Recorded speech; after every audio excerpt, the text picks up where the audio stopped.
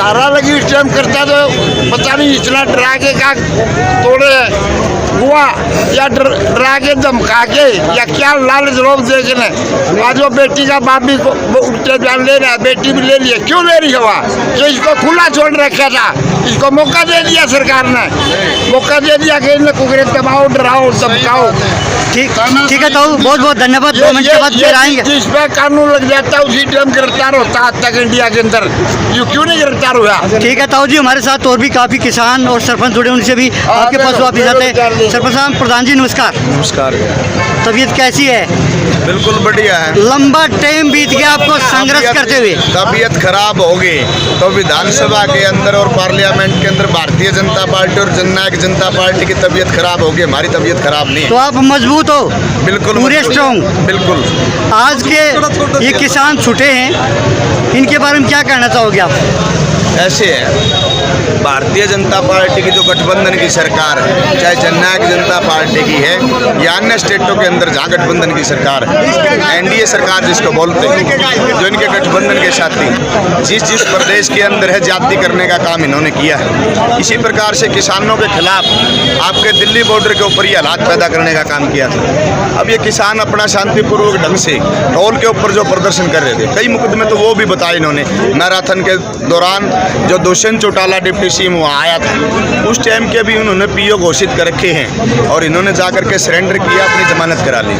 ये इस तरीके से सरपंच जो आंदोलन कर रहे थे, पंचकुला में बैठे हुए थे, समथिंग 4000 प्लस 4500 के लगभग 4000 प्लस मुकदमे दर्ज करने का काम किया। प्रेस में 4000 का भी छपया, 4.5 का भी छपया, 4200 का भी।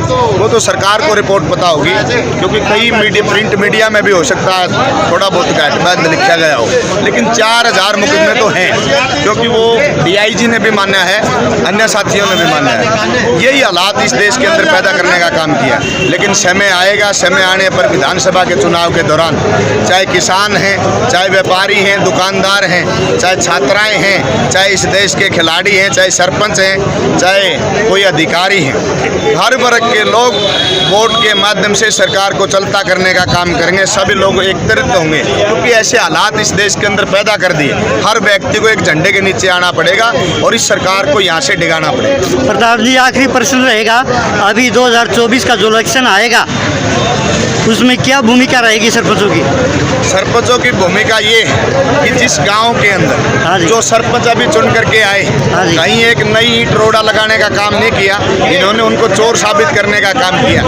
बताएं, हरियाणा प्रदेश के मुख्यमंत्री, देश के प्राइम मिनिस्टर को जो अडानी का मामला क्यों दबाने का काम किया, हरियाणा प्रदेश के अंदर शराब घोटाले को क्यों दबाने का काम किया, एफएड का अनाज घोटाला उसको क्यों दबाने का काम किया, इसी प्रकार से रजिस्ट्री घोटाला था हरियाणा प्रदेश के अंदर, उसको दबाने का काम क्यों किया। खिलाड़ियों का मामला था, उनका यौन शोषण किया गया, वो बाकायदा दिल्ली के जंतर मंतर पर वो लड़कियां बोल रही थी, उनको केस पकड़ करके घसीट करके अंदर डालने का काम किया, उनकी जाति करने का काम किया। इसी प्रकार से जो लोग आंदोलन कर रहे थे, सरपंचों को पीटने का काम किया, ये गाँव की छोटी सरकार बताते उनके साथ अत्याचार करने का काम किया। फिर भी सरकार को कोई सबूत देने की जरूरत है, और फिर भी ये सरकार सोचती है कि मैं सत्ता में बैठूंगी। ठीक है, बहुत बहुत धन्यवाद। सत्ता नहीं होगी। हमारे दर्शकों अपना नाम बताना, शुभ नाम? मेरा अनिल लाठर है, गांव मांडो खेड़ी से सरपंच, जीत ब्लॉक से एसोसिएशन से, और एसोसिएशन का जिला प्रेस प्रवक्ता भी हूँ। बहुत बहुत धन्यवाद आपका।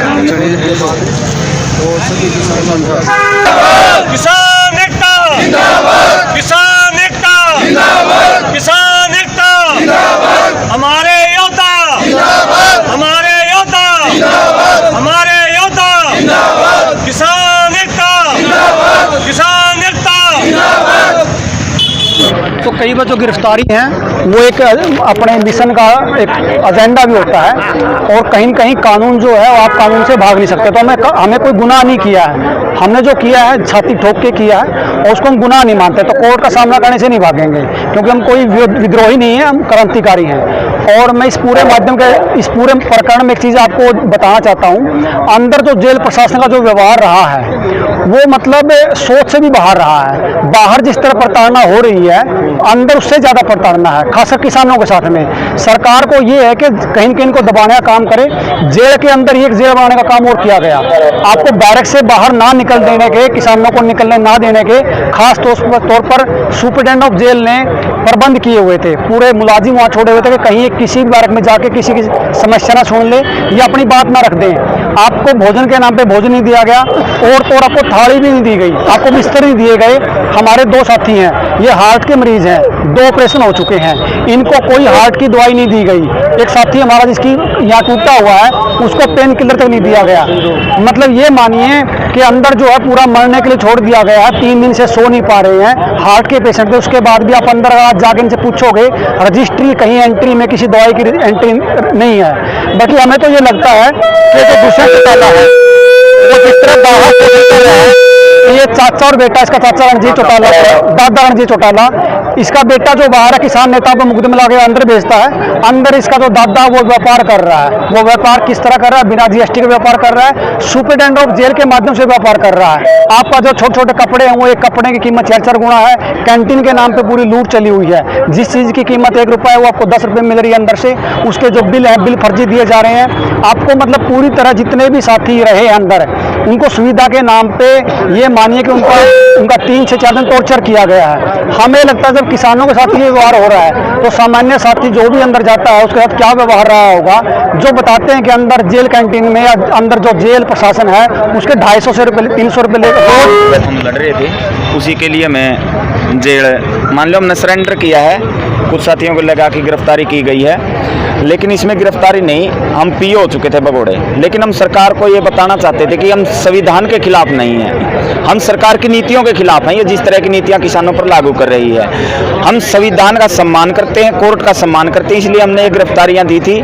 और ये लड़ाई हम आगे भी लड़ते रहेंगे। ये एहसास करवाया था कि हम आपके इस, मान लो जो आप ये षड्यंत्र किसानों के पर चला रहे हैं, हम इससे डरने वाले नहीं हैं। और किसानों ने, इन 8 किसानों ने गिरफ्तारी दी थी, सरेंडर किया था और इनको 3 दिन के लिए हिरासत में लिया गया था और आज जमानत पर हम बाहर आए हैं। और किसानों की लड़ाई आगे भी इसी तरह से हम सब लड़ते रहेंगे।